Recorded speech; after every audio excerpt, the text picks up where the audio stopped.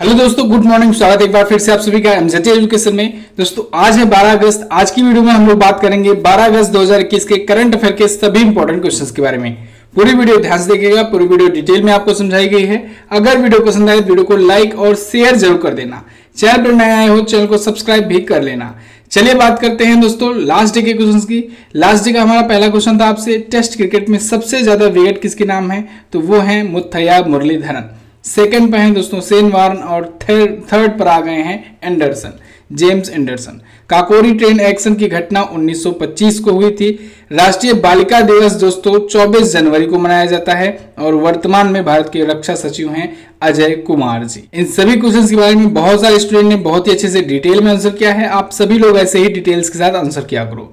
चलिए बात करते हैं आज के दिन के पहले क्वेश्चन की। पहला क्वेश्चन है, वन धन योजना के तहत किस राज्य ने 7 राष्ट्रीय पुरस्कार जीते हैं। तो दोस्तों वन धन योजना के तहत नागालैंड ने जीते हैं 7 नेशनल अवार्ड। वन धन योजना क्या है और ये 7 नेशनल अवार्ड क्या है, सबके बारे में हम लोग जानेंगे। तो देखिए दोस्तों, वन धन योजना के तहत वार्षिक पुरस्कारों की शुरुआत की गई है। अब इसमें नागालैंड को 7 राष्ट्रीय पुरस्कार मिले हुए हैं। ये पुरस्कारों की शुरुआत दोस्तों पहली बार किया जा रहा है और ये अवार्ड जो है ये ट्राइफेड के 34वें स्थापना दिवस के अवसर पर शुरू किए गए। ट्राइफेड का स्थापना दिवस दोस्तों 6 अगस्त को मनाया जाता है। इस बार 34वां स्थापना दिवस मनाया गया। उसी के अवसर पर इन पुरस्कारों की भी शुरुआत हुई है। ट्राइफेड क्या होता है? ट्राइफेड का मतलब होता है tribal cooperative marketing development federation of India limited. ठीक है, तो इसके द्वारा ये शुरू किया गया है। और किसने दिया है अवार्ड? अर्जुन मुंडा जी ने, जो कि केंद्रीय आदिवासी मंत्री हैं या केंद्रीय जनजातीय मंत्रालय को मंत्री हम लोग कह सकते हैं। अच्छा, अर्जुन मुंडा जी को दोस्तों 2 बार स्कॉच अवार्ड भी मिल चुका है, स्कॉच गोल्डन अवार्ड, तो ये भी आपको याद रखना चाहिए। अभी इन्होंने वन धन योजना के तहत नागालैंड को 7 राष्ट्रीय पुरस्कार दिए हुए हैं। अब नागालैंड इसमें दोस्तों पूर्वोत्तर राज्यों में कई सेक्टर में, जैसे बेहतर प्रदर्शन के मामले में, बेहतर प्रोडक्शन के मामले में, कई मामलों में ये टॉप पर बना हुआ है और ये अवार्ड जीता हुआ है। क्लियर है? नागालैंड आया है। नागालैंड देखिए मैप में कहां पर है, ये रहा इंडिया का मैप। यहां पर आएंगे आप दोस्तों पूर्वोत्तर राज्यों में, तो नागालैंड आपको यहां पर दिख जाएगा। ये है नागालैंड। 1 दिसंबर 1963 को यह स्थापित हुआ था। यह अपना बॉर्डर मणिपुर, असम और इधर अरुणाचल प्रदेश से शेयर करता है नागालैंड। नागालैंड की कैपिटल होती है कोहिमा। यहाँ के करंट टाइम पर चीफ मिनिस्टर हैं नेफ्यू रियो। यहाँ के राज्यपाल हैं आर्यन रवि और यहाँ के चीफ जस्टिस हैं दोस्तों सुधांशु धूलिया। नागालैंड एक्चुअली में दोस्तों ये गुवाहाटी हाईकोर्ट के अंतर्गत आता है, इसका भी हाईकोर्ट। तो गुवाहाटी हाईकोर्ट के चीफ जस्टिस हैं कौन? सुधांशु धूलिया। अच्छा, फिर से आज रिवीजन करवा दे रहा हूं, गुवाहाटी हाईकोर्ट किसका किसका पड़ता है। आप पूर्वोत्तर राज्यों की तरफ आ जाइएगा और यहां पर एक बना लीजिएगा बड़ा सा पी। बड़ा सा जब आप पी बना लेंगे तो ये पी जिन जिन राज्यों को कवर करेगा उनका हाईकोर्ट जो है वो है गुवाहाटी। देखिए जैसे मिजोरम का high court Guwahati high court, Assam में गुवाहाटी हाई है तो असम का high court Guwahati high court, Arunachal Pradesh का भी high court Guwahati high court और नागालैंड का भी high court Guwahati high court. ठीक है, तो ये 4 राज्यों का हाई कोर्ट जो है वो गुवाहाटी हाई कोर्ट है और जिसके चीफ जस्टिस हैं सुधांशु धूलिया। नागालैंड के नेशनल पार्क की बात करें तो यहाँ पर एनटांगी या कहें नतांगी नेशनल पार्क और फाकिम वाइल्ड लाइफ सेंचुरी है। इसके अलावा यहाँ पर झीलों में सिलोई नाम का झील है, सिलोई नाम की लेक है। क्लियर? चलिए, यहाँ पर जिलों की संख्या है टोटल 12। विधानसभा में सीटें हैं यहाँ पर 60 और लोकसभा में राज्यसभा में यहाँ से 1-1 सीटें जाया करती हैं। अगला, आरबीआई ने स्वयं सहायता समूहों के लिए ऋण बढ़ा करके कितना किया। तो आरबीआई ने दोस्तों स्वयं सहायता समूहों के लिए ऋण बढ़ा करके अब 20 लाख कर दिया है। पहले 10 लाख रुपए तक का लोन ले सकती थी स्वयं सहायता समूहों के तहत, लेकिन अब ये बढ़ा करके 20 लाख कर दिया गया है। स्वयं सहायता समूह क्या होता है? ये दोस्तों एक्चुअली में दीनदयाल अंत्योदय योजना के तहत, राष्ट्रीय ग्रामीण आजीविका मिशन के तहत एक प्रकार की एक यूनिक तरीके का एक सिस्टम शुरू किया गया जिसमें ग्रुपिंग होती है। ठीक है, ये महिलाओं के बीच में ज्यादातर होता है और ये ग्रुपिंग गांव-गांव में होता है। कई ग्रुप्स बना दिए जाते हैं और इन ग्रुप को इनकी आवश्यकता के अनुसार लोन दिए जाते हैं और ये लोन बहुत ही किफायती दरों पर होते हैं और या फिर कभी कभी तो इंटरेस्ट फ्री भी होते हैं। तो दीनदयाल अंत्योदय योजना राष्ट्रीय ग्रामीण आजीविका मिशन के तहत पहले ये 10 लाख रुपए तक के लोन दिए जाते थे। अब आरबीआई ने घोषणा की है कि ये लोन की संख्या जो है, लिमिट जो है ये बढ़ा करके 20 लाख रुपए तक कर दी गई। क्लियर बिल्कुल। अब देखिए ये जो योजना है दीनदयाल अंत्योदय योजना, इसका नाम पहले हुआ करता था राष्ट्रीय ग्रामीण आजीविका मिशन, लेकिन 2016 में इसका नाम बदल करके इसके आगे जोड़ दिया गया दीनदयाल अंत्योदय योजना। तो अब पूरा नाम हो गया इसका दीनदयाल अंत्योदय योजना राष्ट्रीय ग्रामीण आजीविका मिशन। क्लियर। आरबीआई आया है, आरबीआई के बारे में तो आप बेसिक चीजें जानते ही हो। आरबीआई यानी reserve bank of India. Reserve bank of India की स्थापना 1 अप्रैल 1935 को हुई थी, मुंबई में हेडक्वार्टर्ड है और आगे चल करके 1 जनवरी 1949 को इसका राष्ट्रीयकरण कर दिया गया। इसके पहले गवर्नर दोस्तों ओसबॉर्न स्मिथ थे। पहले भारतीय गवर्नर कौन हुए? सीडी देशमुख जी हुए। और वर्तमान में गवर्नर कौन है? वर्तमान में है शक्तिकांत दास जी, जो कि हैं 25वें नंबर के। 24वें गवर्नर थे दोस्तों उर्जित आर पटेल, जिनके टाइम पर हुई थी नोटबंदी भारत में। कब हुई थी?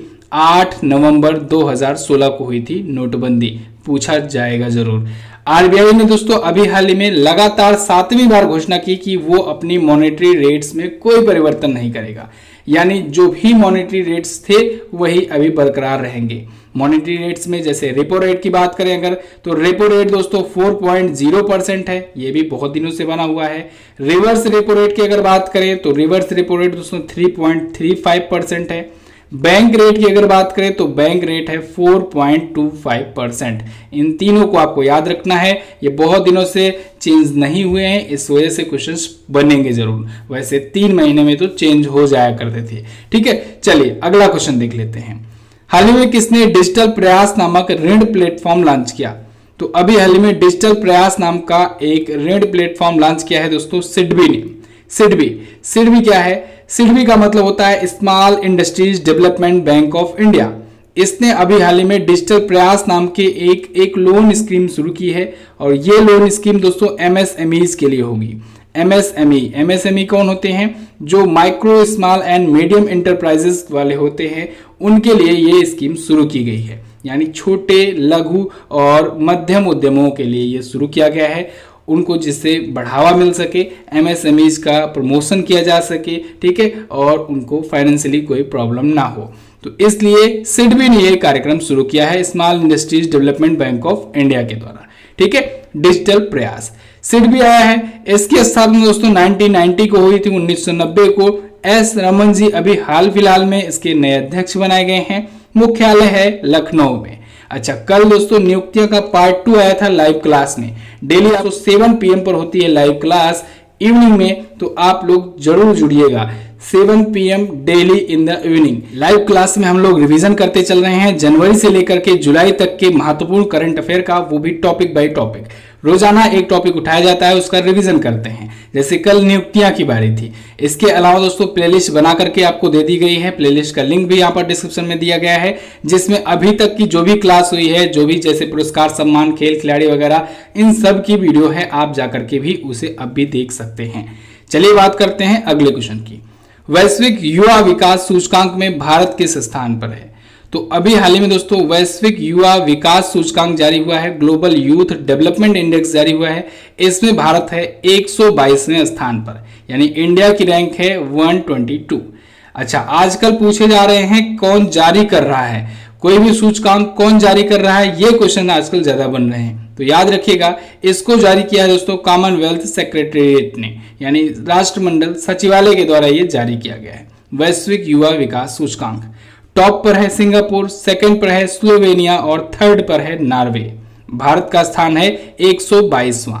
टोटल 181 देशों की ये लिस्ट जारी की गई थी, किसके द्वारा? कॉमनवेल्थ सचिवालय के द्वारा। क्लियर।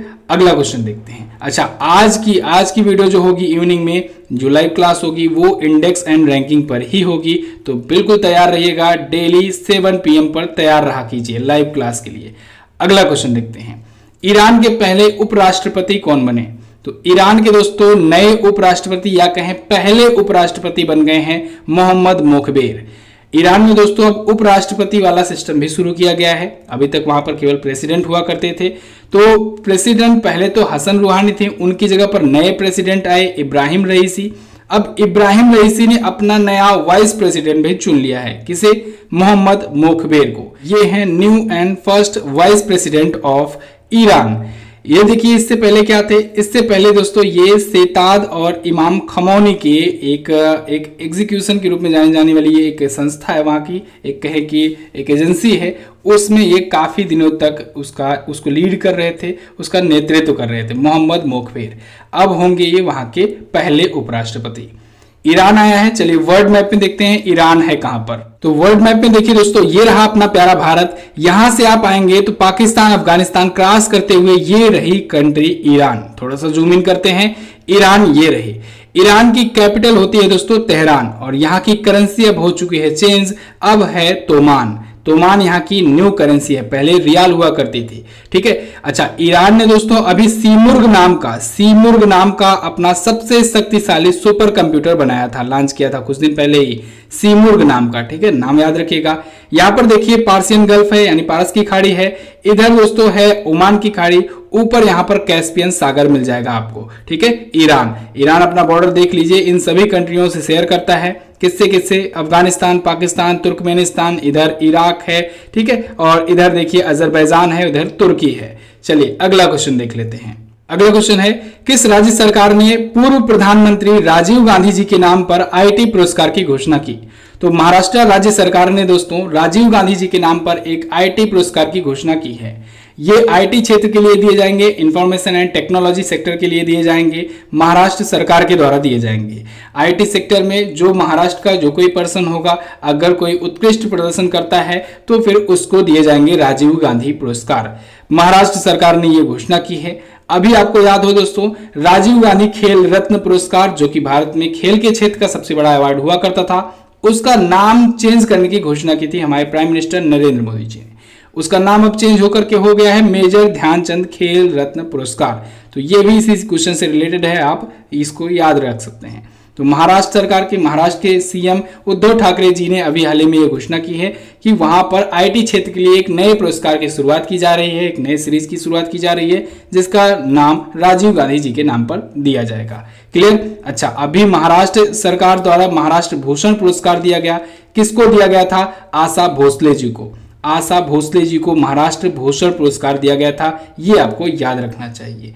अब महाराष्ट्र आया है। महाराष्ट्र देखिए मैप में है कहां पर? इंडिया के मैप में देखिए महाराष्ट्र ये रहा। महाराष्ट्र दोस्तों गुजरात से, या कहें कि महाराष्ट्र और गुजरात आपस में अलग हुआ था 1 मई 1960 को। इस वजह से 1 मई को दोस्तों हम लोग मनाते हैं महाराष्ट्र और गुजरात स्थापना दिवस। ठीक है। महाराष्ट्र अपना बॉर्डर देखिए किससे किससे शेयर करता है? गोवा से शेयर करता है, कर्नाटका से, तेलंगाना से, इधर छत्तीसगढ़ से भी शेयर करता है, मध्य प्रदेश और गुजरात से शेयर करता है महाराष्ट्र अपना बॉर्डर। महाराष्ट्र की भी दोस्तों 2 कैपिटल हो चुकी है। समर कैपिटल है मुंबई और विंटर कैपिटल है नागपुर। यहाँ के सीएम है उद्धव ठाकरे जी। शिवसेना पार्टी से भगत सिंह कोश्यारी जी यहाँ के गवर्नर हैं, और चीफ जस्टिस हैं दोस्तों बॉम्बे हाईकोर्ट के दीपांकर दत्ता जी। अच्छा, महाराष्ट्र में दोस्तों एक झील है लोनार झील।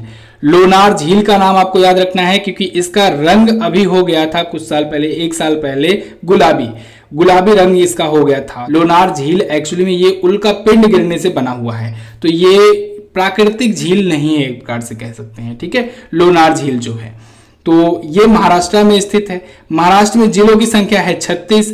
यहाँ पर 288 विधानसभा की सीटें हैं, जो कि सेकेंड लार्जेस्ट हैं। भारत में उत्तर प्रदेश में सबसे ज्यादा 403 विधानसभा सीटें हैं यूपी में, और दूसरी सबसे ज्यादा महाराष्ट्र में है 288। लोकसभा में भी 48 सीटें यहां से जाती हैं, जो कि सेकंड लार्जेस्ट है अगेन उत्तर प्रदेश के बाद। उत्तर प्रदेश में 80, यहां पर 48। राज्यसभा में 19 सीटें जाती हैं, और ये भी दूसरी सबसे ज्यादा सीटें हैं। उत्तर प्रदेश से 31 और यहां से जाती हैं 19 सीटें राज्यसभा में। क्लियर है? अगला क्वेश्चन देखते हैं। हाल ही में किस देश ने दाबूस नामक एआई सिस्टम को पेटेंट प्रदान किया? तो अभी हाल ही में साउथ अफ्रीका ने दोस्तों दाबूस नाम के एक आर्टिफिशियल इंटेलिजेंस सिस्टम को पेटेंट प्रोवाइड किया है। दक्षिण अफ्रीका, साउथ अफ्रीका, इसने दाबूस नाम के इस आर्टिफिशियल इंटेलिजेंस को दिया है दोस्तों, एक पेटेंट प्रोवाइड किया है। पेटेंट क्या होता है? पेटेंट का मतलब ये होता है कि अगर किसी चीज को आपका कोई प्रोडक्ट है, आपको लगता है कि इन फ्यूचर वो प्रोडक्ट आपका कॉपी हो सकता है, आपका वो प्रोडक्ट जो है वो यूनिक है तो आप उसका पेटेंट ले लीजिए, आपको पेटेंट मिल जाएगा तो कोई भी और संस्था, कोई भी और कोई भी ऑर्गेनाइजेशन होगा वो उसका कॉपी हूबहू नहीं कर सकती है। ठीक है, आपके पास पेटेंट है उसका। इसी प्रकार से साउथ अफ्रीका ने दाबुस नाम के इस आर्टिफिशियल इंटेलिजेंस सिस्टम को दिया है पेटेंट। ये बेसिकली दोस्तों एक फूड कंटेनर बेस्ड और फ्रैक्चरल ज्योमेट्री टाइप का एक आर्टिफिशियल इंटेलिजेंस सिस्टम है। ठीक है, दाबुस, दाबुस का फुल फॉर्म क्या होता है? Device for the autonomous boot stripping of unified sentience. Clear, यानी एकीकृत भावना के साथ स्वायत्त बूट स्ट्रैपिंग के लिए उपकरण।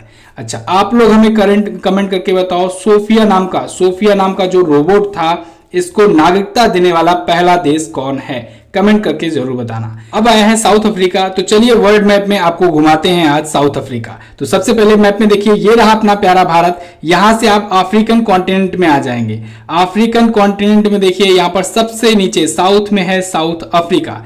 ये रहा साउथ अफ्रीका। अब देखिए यहां की दोस्तों होती है तीन कैपिटल, बड़ा ध्यान से देखिएगा।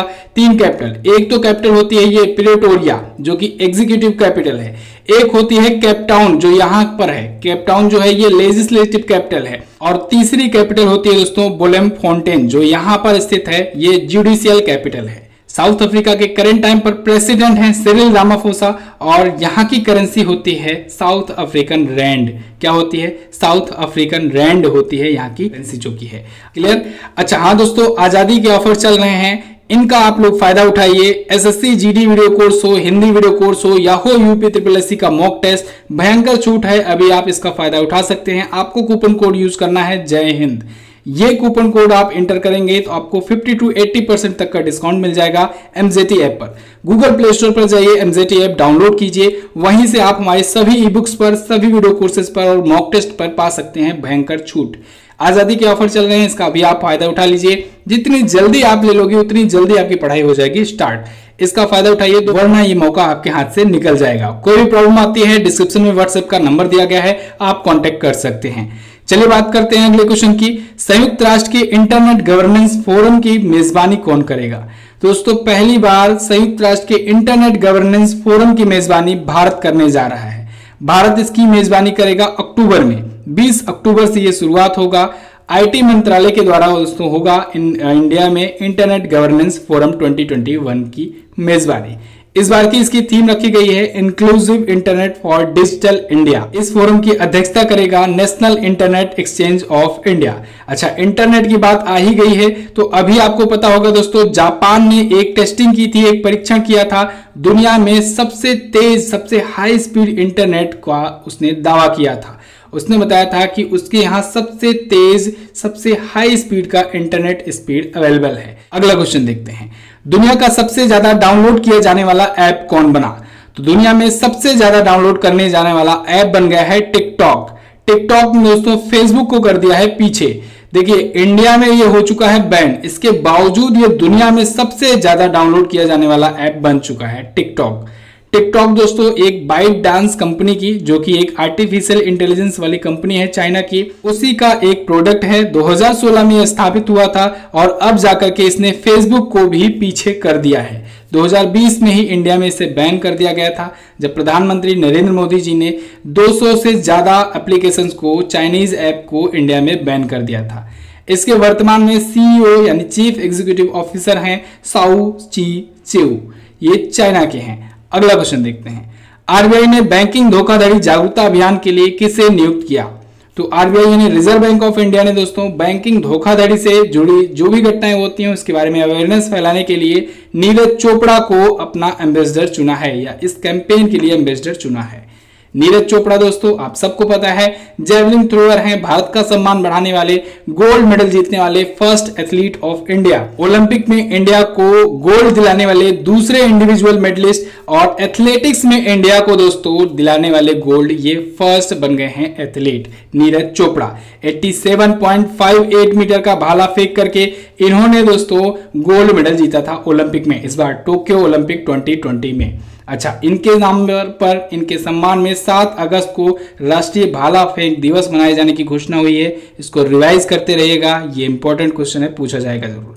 तो फिलहाल के लिए आरबीआई ने क्या किया है कि क्योंकि अब इनका नाम तो सब लोग जान ही गए हैं, इनकी बातें भी लोग सुनेंगे, इस वजह से आरबीआई ने बैंकिंग धोखाधड़ी पर जागरूकता फैलाने के लिए इनको चुना है अपने कैंपेन के लिए। क्लियर बिल्कुल। तो ये थे दोस्तों आज के हमारे टॉप 10 करंट अफेयर के क्वेश्चंस। आई होप आपको वीडियो पसंद आई होगी। अगर वीडियो आई है पसंद तो वीडियो को लाइक कर दीजिए, शेयर कर दीजिए अपने दोस्तों के पास, और हाँ, सब्सक्राइब नहीं किए हो चैनल को सब्सक्राइब कर लो, बेल आइकन को प्रेस कर लो, जिससे आने वाली सभी वीडियोस का नोटिफिकेशन आप तक पहुंचता रहे। इस वीडियो की पीडीएफ फाइल वगैरह सब कुछ मिल जाएगी हमारे एप्लीकेशन एमजेटी ऐप पर। गूगल प्ले स्टोर पर जाइए, एमजेटी ऐप डाउनलोड कीजिए।